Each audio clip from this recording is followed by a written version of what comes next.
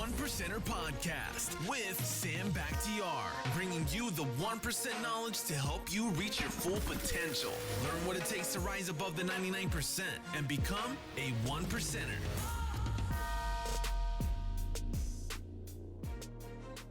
Hey guys, what's going on? It's your host Sam Bakhtiar with a 1%er Podcast, and I got Austin Netzley, serial entrepreneur in the house. Austin, you have built 4 successful businesses. Yep. You're 32, 33? 33. 33? Yep.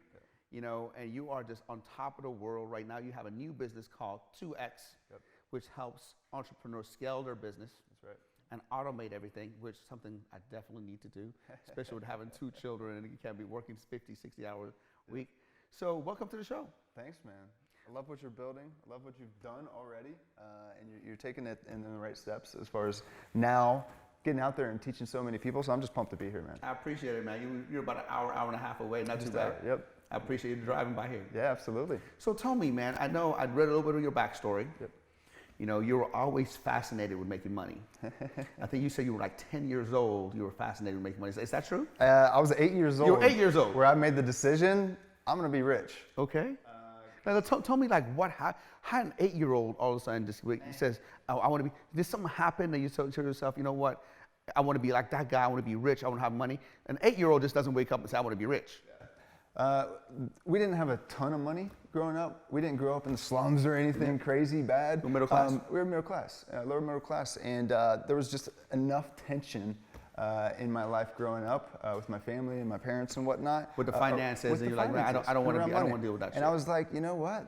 No, this isn't going to be my life. I'm gonna be rich. I didn't know what it meant. I wanted to be a millionaire. At 8 years old, I made the decision. I'll never forget it. Can you tell me anything specific, any conversation that you heard your mom and dad talk about that kind of like stick, you know? Because I know for me, there's just always those little things that all of a sudden you remember. You might be 3, 4, 5 years old. Yeah. You hear a little conversation. Yeah. You know, they don't think that you're old enough to even understand, but always it's in your head. Do you remember that? I blocked out the specifics of so many of those conversations because I was trying to take myself to another place. Yes. But I always knew that at least 95% of the time when there was some frustration between my parents, it was actually around the topic of money. And that's so many households, right? So Correct me if I'm wrong. Isn't that like the number 1 cause of divorce? Oh, it's got to be. Yeah. It's got to be. I think the number 1 cause of divorce is financial problems. Yeah. So again, at 8 years old, I made the decision. So ever since then, you know, anytime we got $10 for a birthday or whatever, my sisters would go and spend that at the store or whatever. And I was, nope, I'm saving it. I spent a couple bucks on football cards every once in a while, but saved it, had a bank account, had a credit card way before everybody, was just always focused on money. And you grew up in the Midwest? Yeah, grew up in Ohio. Where exactly? Just Dayton, Ohio. Oh, then I'm from Sharon, Pennsylvania. You know where that's at? Oh yeah, no, I don't. It's right next to Youngstown, Ohio. Oh right. I grew up 15 minutes from Youngstown, Ohio, so No Dayton's way. really close by. I've driven by there. Yeah. So, and you know, in that area is very middle class thinking. Yep. You know, go to college, get a job. You know, retire at 65. Yep. You know, and live for a few more years and die, basically, right? 100%. You know, and even then, that was the good route. The bad route was go work for General Motors, and go work for a steel mill, and just slave your life away. Yep. So tell me, growing up, how that impacted you. That's the only thing I knew was the corporate world. And we start out as kids having these big dreams and like really thinking that anything's possible. And slowly, we don't feel it, but society and our school system and being in the middle class kind of guides you towards limited thinking. And that's all I knew. I literally knew 0 entrepreneurs growing up. So I had this path that I wanted to become a CEO. If I'm going to go corporate, I'm going to go for the top. So I had this trifecta of a strategy that I was going to do to work my way up the corporate ladder. And I started down that path. Got my engineering degree, got my this bill my senior year of my debt that I was building up. And if you add that to, I got a small car loan for a Honda Accord of $9,000. If you added them up, I was at $81,000 in debt starting out the real world. And again, we had this whole conversation around how money was so important to me and being financially free, which I didn't even know what it was at that time, and all these things. And I came out and dude, I got sick to my stomach. My mom handed me the bill. I'll never forget, I was at my place senior year, and I just didn't know how much and it was just stupid of me to not focus on it. You know, I gave my financial So you used some of your security to student loan somebody money else. for a Honda Accord? What's that? You used some of your student No, money no, for a I Honda? had an additional Honda Accord loan, and then I Oh, had 72,000 got of it. student debt. No, because I've done that. I put some rims on my car with student loan money, man. Oh, I'm ashamed to say that. Your boy Sam, you know, the guy that you guys are looking up to, I used my student money and got some 17-inch rims for my Civic. No way. So that's why. For the Civic, wow. That's how poor-minded I was. Yeah. You know, that's how I thought of back then. See, I thought I had a good mindset, but then here I was, same as everybody else, huge load of debt. Yeah. Lots of stress. So anyhow, I went and worked for a big oil company and then learned that I was in a system. And then that's when I started to learn about this thing called entrepreneurship. And at 24, I started to read books and podcasts. How'd you start learning and even getting to know entrepreneurship? So I was in sales, and I was like eager to hit the ground running. And I was in a program where they take nerd engineers like me and put me out in the field to get some technical sales and just kind of, you know, I say knock off the nerd off of us to get us ready to go up the corporate nerd. I love it. Yeah. So that was going well, and I was like, I wanted to prove to my mentors and to my managers and to the company and to myself that I could do the sales thing. Even though I was an introvert, I could definitely not speak half as well as I do now and whatever, and definitely had zero confidence. But I was like, all right, I'm gonna do this thing, and this is gonna be my big moment. So I was ready to hit the ground running, and my boss at the time, who became a huge mentor for me, said, slow down, we're gonna have you build these relationships right, we're gonna take it easy. And finally, I just kept pushing, and he just relented. He said, all right, here's your first assignment. Go read these 3 books on the beach. And I was living in Jacksonville, Florida at the time, working out of my office, knew nobody. The only people that I knew with work were like 55 and 60 years old. So like, I had no friends or anything. He finally gave me something to do, and I was pissed. Okay, I want to know what 3 books? Well, I wanted to hit the ground running. He gave me this, but finally I was like, all right, this is the best first assignment ever. I've got the rest of my life. I'm 24 years old or 23 years old at the time or whatever. So the 3 books were totally not related to business at all. One was The Book Thief, a really well-written book. Another was called The Art of Racing in the Rain, about the story of this dog. And then another was Stone Fox. So, and Stone Fox you read in like 7th grade or something, so it's a pretty basic book, but they taught me nothing about business. But it was the first time that I read outside of having to read a textbook. And as soon as I read that, I was like, this light bulb was like amazing. It was like this whole new world. So I went to the library card, I went to the Jacksonville library right away, got a library card, and went straight to their audio CD section. Just got like 5 or 7 audio CDs because I was in my car a lot for sales, or I was going to be in my car a lot. So I started just consuming everything I could about money, the mindset, investing, entrepreneurship, personal development, health, fitness, all these things. I just couldn't get enough. I was literally consuming everything that I could. I went on to read over 100 books that first year that I started this journey, 100 books the next year, and then finally I was like, all right, I'm learning way less now from these books. It's time to apply this stuff. It's time to actually get out in the game. And that's when I started to take something seriously and started my first business on the side. Wow, that's awesome. So what first business on the side was that when you started trading? That was, yeah. So I was bored in sales because I learned how to manage it with just a couple hours a day, and I started golfing every day. Learned that I hate golf. I was on this amazing golf course, TPC Sawgrass, every day at 3 o'clock, and I was like, wait a minute, like this is cool and all, but it's not me. It's not fun. I'm just like not progressing, and if I'm not growing, I feel like I'm dying. I'm just like you, man. Yeah. I feel like it's not even about money. No. It's all about just make sure you're getting better every day. Yeah, exactly. So I'm with you on that. Exactly. So I started day trading, and I was making some money, losing it, making some money, losing it, making some, and I finally was like, dude, either I'm gonna make some money, or I'm not gonna do this at all, because right now it's a waste of time. And so I stopped trading, and I went all in on education. I went deep. I wanted to become a master, so I spent 6 months really learning everything inside and out that I could about the mindset, psychology, investing, different strategies and whatnot. Ultimately, I created my own algorithm based on my strategies, my knowledge, and my experience, and I started testing that. And it was like, all right, this is looking pretty good. Algorithm for day trading? Yeah, my algo for day. Yeah. So it was basically my way of trading. So then I taught myself coding, and I automated that, and then now I was making 6 figures from my full-time job in the corporate world, and making multiple 6 figures on the side from my day trading company that was basically now pressing an on and off button. And I was like, that was my first taste of business, my first taste of real systems, first taste of automation and whatnot. That I was like, all right, there's something here. And then I was like, okay, I don't need this corporate job anymore. So, but during that process, it wasn't that easy. You know, I was working 100-hour work weeks to try to figure this stuff out. I'd had 0 mentors, just books and an online, free content that was out there.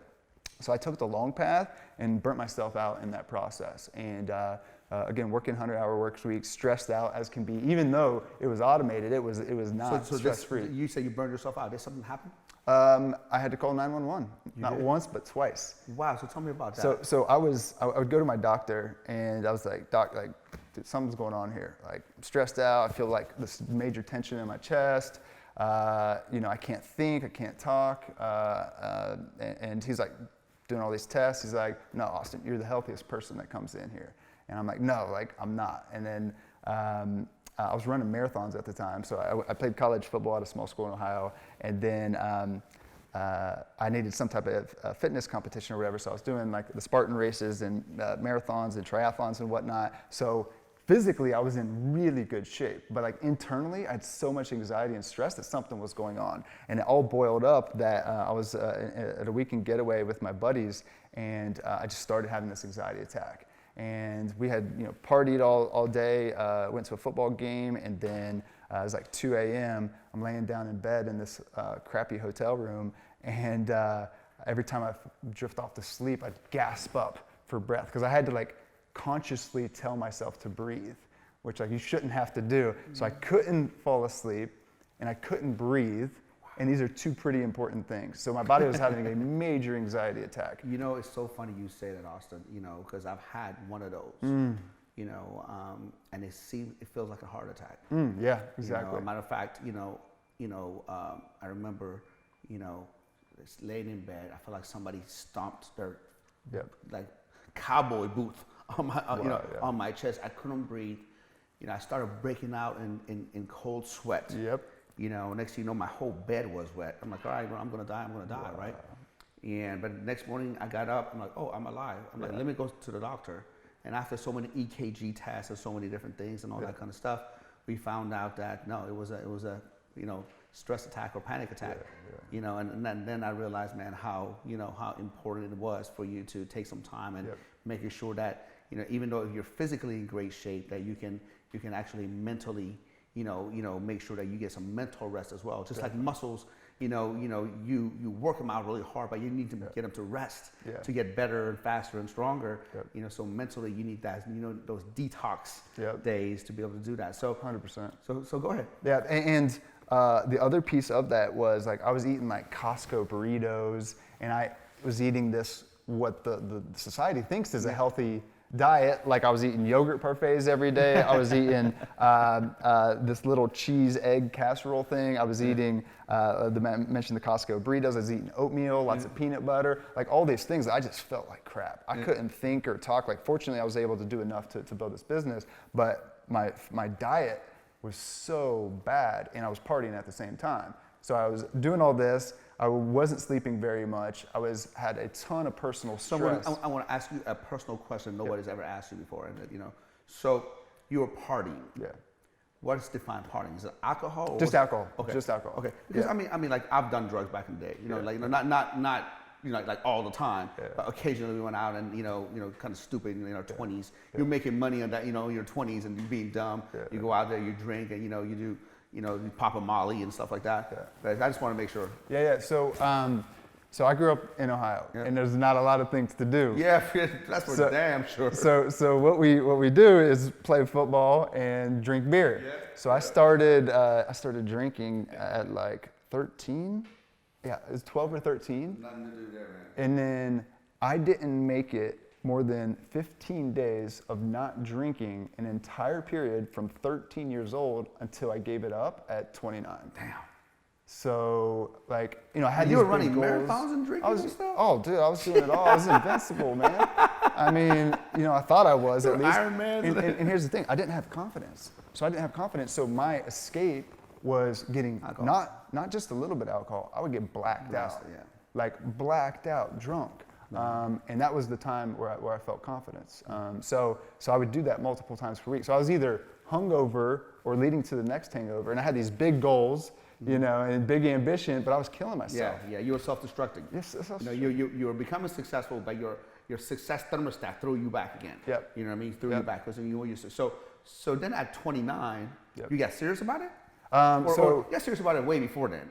I started to pivot around probably like 27. Okay. And that's where I just started to definitely party less. My network was becoming better, just a little bit better. So when I started traveling and whatnot, I just, I took 18 months off. I took a little mini retirement, which was great because I burnt myself out so bad that I needed a full escape. So I just stopped everything, even the stuff that was pretty darn close to automated. And I traveled around, and at first, everywhere that I traveled, everybody thought I was there to party, because like that's the Austin that they knew. So it was like a big celebration. I was like, no, this is like, you just live your normal life. I'm just here because I'm bebopping around, you know?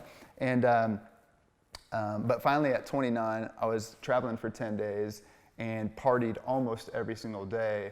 And it just hit me. I don't know what changed. Actually, it was a Tony Robbins lesson that kind of hit me, and I don't remember exactly what the quote was or whatever, but I just really realized, I have these goals, and I keep telling a couple other people, and most importantly myself, these goals. And then here I am, literally, it took me 10 days after that 10-day bender to not be hungover anymore. And I was like, wait a minute, it really dropped. So I was like, all right, here's what I'm gonna do. I'm gonna go 60 days and not drink a drop at all. And at the time, it was this huge thing, because I had, like I said, hadn't made it more than 15 days, and usually not more than 4 days or whatever. And I didn't have I wasn't like addicted to it, but it was such a part of my life that, you know, some would say I had a problem. So anyhow, 60 days, I felt so good. I felt on fire. I had more clarity, more energy than ever, that I was like, I'm gonna make this permanent. So at that time, I gave up hangovers for the rest of my life. So I still will have a celebratory drink with somebody every once in a while or whatever. I've had a few drinks this year, but I gave up nothing hangovers to for the black rest out of my or life. No, I don't need it anymore. Yeah, I don't need it. You know, especially once you show yourself that you can feel that confidence, you can feel that swagger, you can feel that. Without that, you don't need it at all. So now my whole network, like, you know, alcohol's not a thing. You know, so everybody, you know, has drinks every once in a while. Most people do, I should say. But it's not like the thing that drives us. It's not the thing that we live for. Yeah. So tell me, when you first, you know, thought about the 2X, how that evolved? Because you were in the financial industry. Yeah. You know, you were, you know, doing trades, and you were not, you know. Now, how did this come about? So this is actually my 5th business. So I went from the investing world to teaching people a little bit about money and the mindset, to help them get financially free, to helping authors and influencers launch a book to leverage it to grow their branded business. So this is when I started to work with businesses. And then I went from there to teaching millennial entrepreneurs how to start and build their business. And then I was like, all right, I was in a partnership that, you know, wasn't a great partnership.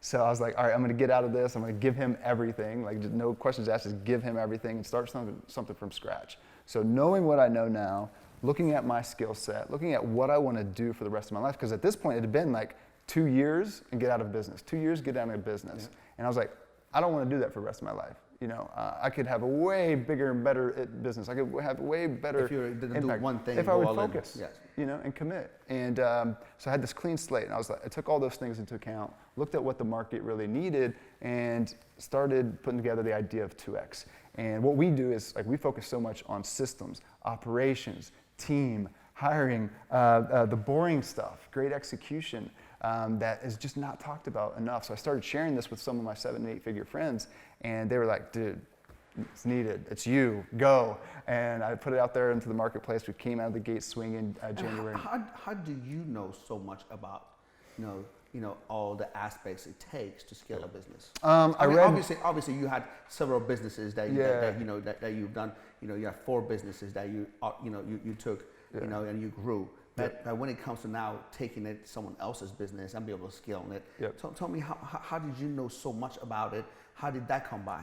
In my first agency, I got exposure to so many different businesses and influencers and entrepreneurs that I really got to learn at such a faster rate. So yeah, I read every single book that's out there, but most importantly, I got to see it in the real world and like take different pieces from people. And I learn by seeing other people. So I've got just so much exposure. So by the time I started 2X, I had already worked with 150 entrepreneurs directly between the marketing agency and the coaching business that I had. So with that, I was able to see what the real gaps are. So I put together basically our infrastructure for how we believe a business should be run to make it as easy as possible, to make it as streamlined. And again, the thing that we focus on now is like making sure that the entrepreneur, the executive, is out of the weeds. Because most people just build this business around them and they don't have a business, they got a job. So we got to turn this thing into a real business. My favorite book is called E-Myth. Exactly. Michael Gerber. So for those of you who are listening, man, Michael Gerber on E-Myth is a must-read book if you're a small business owner. Yeah. He basically, tells people that, most people who are entrepreneurs, they're not really entrepreneurs. They're slaves to their business. A real entrepreneur has a business that he doesn't need to be in it all the time. He works on it, but not in it. Exactly. So a lot of people, they say, I'm an entrepreneur, but what they have done is just basically bought themselves a job,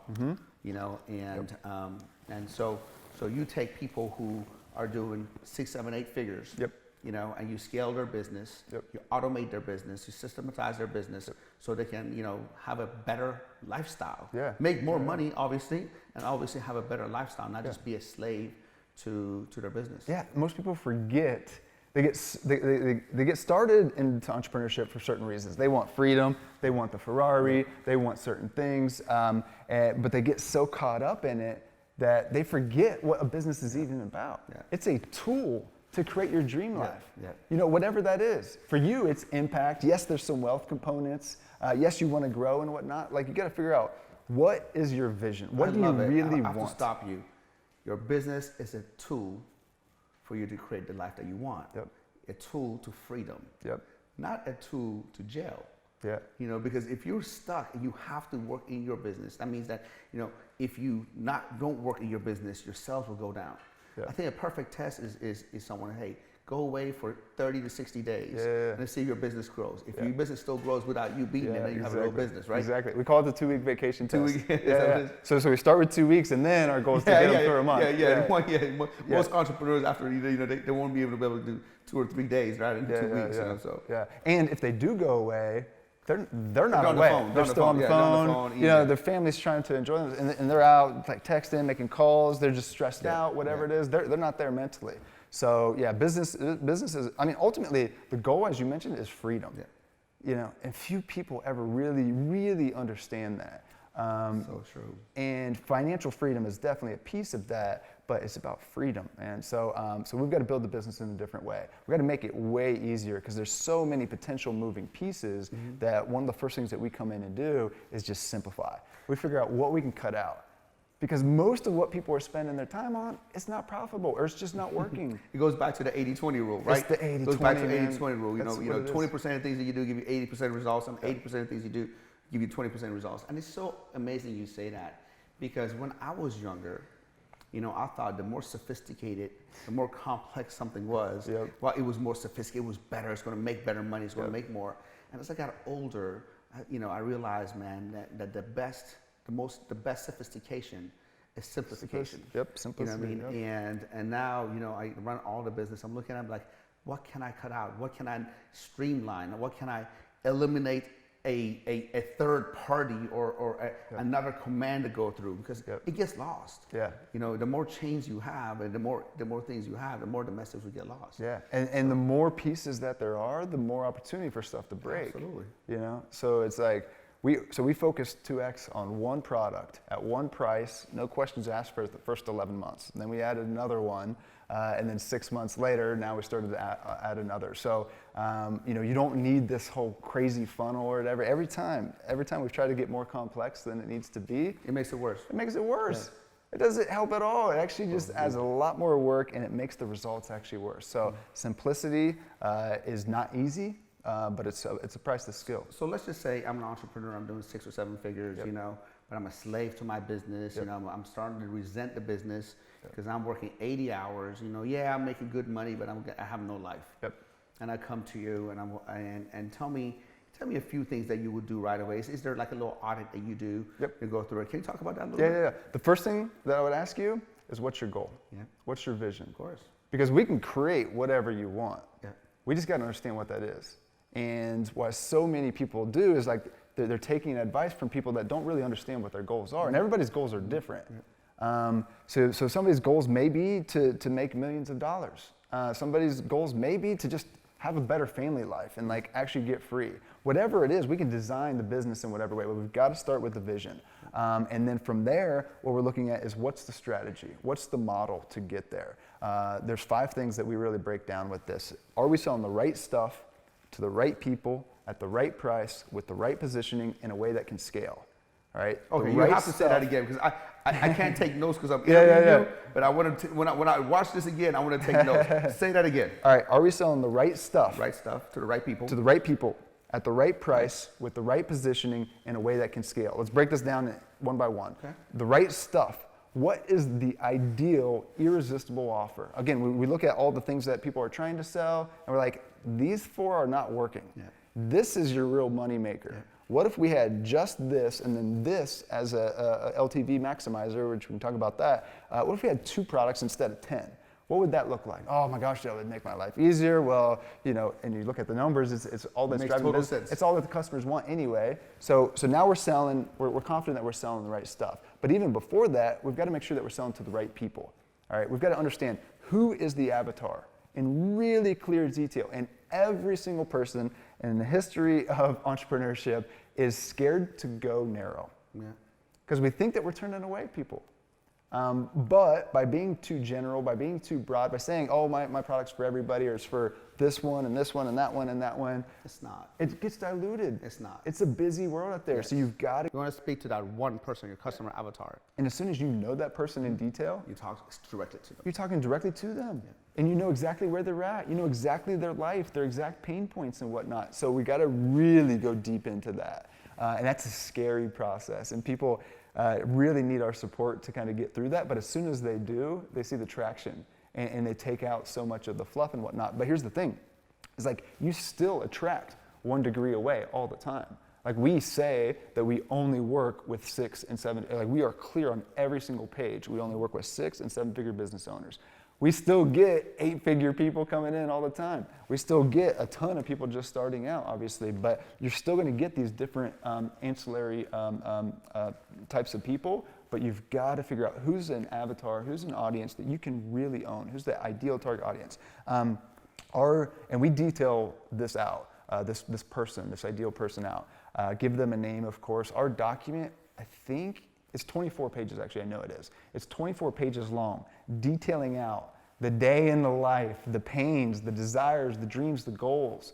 And we know our avatar so well that we don't spend a ton on marketing. Yeah. And we don't have to because it converts so high, right? And then once you really get traction with that, then you can go a little bit more broad and a little bit more broad, but we've got to go deep on the avatar. So those are 3 of the first steps. And then, of course, we go with the right positioning, the right price, and in a way that can scale. And that last one is a very important part. That's the magic formula, because it's one thing that you have all of those things together. Maybe you have 1 or 2 locations. Yeah. How can you have 100 locations? Yeah, exactly. How can you have 10 locations without losing the authenticity and without being able to streamline all the operations and things like that? And that's something that's it's been a huge eye opener for us, because as you know, we own a franchise. Yep. And scaling it, is cool when we're operating our own 4 or 5 locations. Yep. But now we're watching over hundreds. Yep. It gets a little bit more challenging, and it's a whole different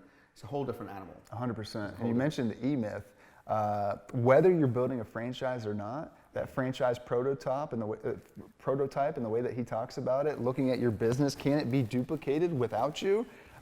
Building your business in that way is the single best way to do it. We tell people, whether you're going to exit your business or not, let's build it in such a way that you're going to sell it and that it doesn't need you. And it's just a whole different frame of thinking, because then you're taken away from how do I muscle it to how do I put in the systems and people in place so that it doesn't even need me, It's amazing you said that, because if people just build the business, whether they want to sell or not is none of my business. Yeah. But they need to build it to be able to sell it. Yep. So nobody wants to buy a business that they have to work in it. Yep. You know, obviously they got to have all their ducks in a row, all the operations, all the standard operating procedures. Yep. You know, obviously and all the books straight. Yep. You know, before they do that.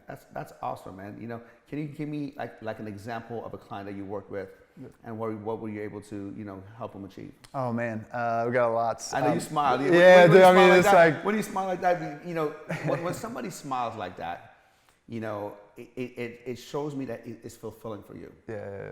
You know, it's just not a money grab for you. I mean, obviously everybody has to pay their bills. Yeah. You know, but when I get a reaction when you smile, you know, I know that your heart is happy because you help people. Yeah. Before I even talk about an example, I'll talk about like the boring stuff, the stuff that we've talked about so far. Building your business in a way that it doesn't need you. Doing that Model 1 strategy where you're selling the right stuff, right people, right price, right positioning in a way that can scale. Systems, operations, team. If you do this stuff, it flat out works. And I went from the business that I was in to the business that I am now, where we were getting maybe 20% success rate before by teaching people some of the more common strategies that are out there, to teaching people the real fundamental stuff, and now we have a 93% success rate. So like this stuff works. So the reason why I smile is like we've got crazy successes every day, you know. But one example here recently is, and you mentioned, you got the family, and you don't want to be working 60 plus hour work weeks. One of our clients, she was working 90 hours a week. Damn. She had 4 kids at home. Her husband was her partner in the business. She was working 90 hours per week. They were making about $48,000 per month on average. It was up and down, round and round, like so many businesses are, but it was that. She is now working about 45 hours a week. So we were able to help her with operations, to cut her time in half. Now she has a life. Now she's going to pick up her kids. Now she's hanging out with her kids at 3 o'clock every day. And since she has a healthier business, and one that she finally realized doesn't need her, she just got back from a 9-day meditation retreat where she had a life-changing time. Her business is now doubled and actually getting ready to be tripled. So they're making a lot more money in a lot less time. She's got her family life. She's got her personal stuff like handled. So you double her money, cut her time in half. Yeah. And now obviously she has more time for life experiences, whether she's going to go and have an aha moment, or whether she's going to go be with her children and spend some quality time in the afternoon. You know, and that just makes your heart happy, doesn't it? I mean, family's number one for me. So if like we help people get their family life better, it's worth every second of it, you know? So that's just one example, man. But it's like, if you build this stuff, anything's possible, because now she has the freedom to choose. She can either take a step back even further and work 10 hours a week and have a great I was already actually a 7-figure business now, and a multi-6-figure income, or they could double down and they could start to make some different investments into business. It doesn't mean that they need to work more again, but they can grow it into an empire. They can pay off all their student debt that they build up. Because they were in the chiropractic space, and he has a ton of debt. So it's like they're paying off debt, better family life. I graduated from chiropractic school with $150,000 in student loans, and I got out and I couldn't find a job right away, and I had student loans calling me, credit card calling me, and that's something a lot of people don't know. But in 1999, after I graduated, I filed for bankruptcy. I didn't know. I just couldn't, I had all these credit cards and all these people calling me, and I'm like, man, I felt ashamed. I got out of school and I'm like, I don't know what to do. And gosh, man, even though now, like, everything's okay, my credit score is back over 800. To this day, I always tell people, I can't get a Costco card. Wow. Because, the Costco card, they have their own way, Costco credit card, they have their own way of doing things. And part of my bankruptcy 20 years ago was that. And I didn't even know, because I applied like a month ago. They're like, you denied. I'm like, what do you mean? Me denied? Credit card? They keep giving me credit card. You hear what I drove up in? I'm like, I was baffled. And then when I got a letter, I'm going like, oh my God, it's still to this day. But knowing what I know now, and people like you are out there teaching us how to scale the business, how to be able to work on our business, not in our business. It's a total lifesaver. For sure. So tell me, what are some of the most common mistakes business owners and entrepreneurs make when they're starting a business, and what can they do to avoid that? Yeah. We talked about the complexity piece. That's huge. Yeah. But that's just humans. I mean, I think everything, if you look at your whole life, if you just cut out all the complexities, man, you'll be so much happier. Yeah, for sure. Another one that's just so rampant, man, is people focusing on tactics. All right, they see what you're doing, they see what other people out there that are doing that they idolize and follow, and they're like, I want to do that. When I'm like, you want to be the next Sam? Go out and do what Sam did for the last 20 years, and then do what Sam did. Yeah. So people are looking at tactics, they're looking at shiny, they're looking at new. When we focus on we're like, we want our businesses to be boring. Yeah. All right. It would be Fundamentally strong. sound. Yes. All right. Yeah. The stuff that mattered 100 years ago in business, the Rockefeller stuff, that's what matters here today. Yeah. There's just quicker feedback that you can get with the online world and whatnot. So stop chasing marketing tactics, stop chasing shiny, stop chasing new, and commit to the journey of it. And that's a huge thing around mindset. Is so many people are fighting day to day, week to week, month to month, and just trying to survive, and they're taking on any money that they can in whatever the business they're in. But you've got to take the long-term approach. And sure, you've got to hustle and grind at the beginning. But as soon as you start to get some traction, the more and more that you can see long-term, you're going to totally change the game. You're going to for yourself. You're going to start investing in your people. Instead of just like going out there and trying to find this needle in the haystack and hope that they save your life, you're going to take it on as your responsibility to make them great, to help them perform, to give them what they need to succeed. You're going to start to focus on systems and things that can make this easier to do over and over and over again. You're going to start to make sure that you free yourself up, because you know that you can't work 60, 80, 100-hour work weeks, into eternity. You don't want to do that anyway. You've got to get yourself free. So I think that's the thing that we're trying to make sexy, is systems and operations and the boring stuff. And if we can do that, then we're going to reach a lot of lives. So simplify, focus on the long term and have a vision of what you really want, and then focus on systems and operations. I love that. It's really important. Say that one more time. Say the three things. Simplify. Okay. Keep things as easy as possible. Master the 80-20. Yeah. You mentioned it. Like if we do one thing, like we go in and we really master the 80-20. Focus on what you want and the vision, and focus on the long term, but then also have systems. Focus on great systems, great operations. If you can do those couple things, you're going to build a machine. So I told you I started out as a mechanical engineer. Now it's come full circle. I did literally 0 days of mechanical engineering in my big oil company, but now it's come full circle where what we do is help people turn their business to be a machine. Remember, it's that tool. It's that vehicle. And if you look at it in that way, where you're on top of it, working on it, as you've talked about, you're going to start to build a really healthy thing. The other thing, we haven't talked about this yet, but you mentioned it as far as like franchising and duplicating your business, is that like you got to get your books in order, and you got to know some of your numbers. That's not obvious for a lot of people. Oh, it wasn't obvious for me. Dude, it wasn't obvious for me. Literally less than 1% of people that we work with, when we start diving into their financials or their numbers, it's a mess. They tell us one thing and we look at it, it's totally different. They don't know their numbers. And numbers are fact. All right, if you want to make your life busy or easier as a business owner, you've got to see the facts.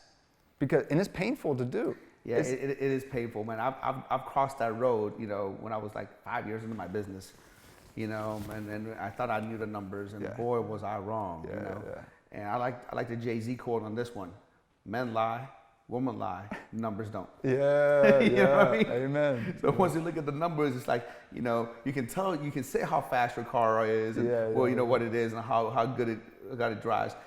Let's take a peek under the hood. That shows you everything. Exactly. Yeah. So if people can understand, and you don't need to know hundreds of numbers like we track now. You just need to know a few simple metrics. So we break down numbers into two categories. There's KPIs, which are key performance indicators, the numbers that are going to ultimately drive the success of the business. And then there's the financials. And you've got to get your cash in order. If you never get ahead from a cash standpoint, you're just going to be making reactive short-term decisions. You're going to be stressed out as can be, and it's just going to keep you on this hamster wheel. And that's where most 6- and 7-figure business owners are. Even a lot of 8-figure business owners that I know, we start to talk about their business, and they're really on this hamster wheel that we've got to ultimately build a machine so that they can get off that. How important is building systems. And why do you want to build systems? You want to build systems so that you can achieve the ultimate goal. And the ultimate goal is some form of scale, some form of money, some form of freedom. And it's mostly about freedom. Yeah. And systems are the key to all that, right? Systems are the key to repeatability, the key to scale. And systems are different things, just to kind of break it down, because like it could be automation. It could be some software tool that you have. It could be a checklist. It could be a video process that you have. It could be a project management tool. It could be a collection of different SOPs and systems. System just makes it reliable, Yeah. so you can rinse and repeat. Yep. So this way, it's a system. It happens, without very, very little hiccup. Yep. It's automated. And guess what? Everything in your business can be a system. Yeah. Hiring people, firing people, paying people, marketing. Every single thing that you do in marketing can be a system. Yeah. Content creation. This is a system. You've got a beautiful setup. Yeah. You don't have to say, "Hey, guys, do this, this, and this." You come in here, you sit down, and it's like we're on. Ready to go. You've got a system. Everything in your business. And here's the thing: you're already doing all the work. People are already working hard enough. You just have to document it. You just got to document it. To document it. Right? And have it be turned into a system, and then have this organized so that other people can do it. The struggling entrepreneur thinks nobody can do it as good as me, though. Nobody can do it as fast or whatever. But the successful entrepreneurs knows damn well. Long term. Yeah, long term. Long term. See, when it says nobody can do it as good as me, that's short term thinking. Yeah. You know what I mean? Exactly. You know what I mean? Yep. You can't do it the rest of your life. That's the problem. Yep. You know what I mean? So you might as well systematize it Yep. and have somebody else be able to come and rinse and repeat the procedure so you can go work on the bigger and better things. Yep. And your executive responsibility is to make the system and the training and the people so good that they are better than you. Like, that's one of my biggest jobs, is to make my team better than I am at anything, better at the coaching and consulting, better at sales, better at this, And that's my responsibility. And as you do that, you build something pretty special. Yeah. They always say the master's job is to make his student better than him. Yep. You know Dude, what I mean? I'm gonna write that one down. Yeah, the That's master's job is to make his students better than him. I mean, that, to me, man, you want to make sure whoever you teach is going to become better than you. So you have to teach them everything you know, plus then some, along the way. So that's awesome. So how, for people who are interested in scaling their business, and they wanted, what is the procedure? So you have an application process? Can you tell me where the application process, where they can find out more about that? Yep.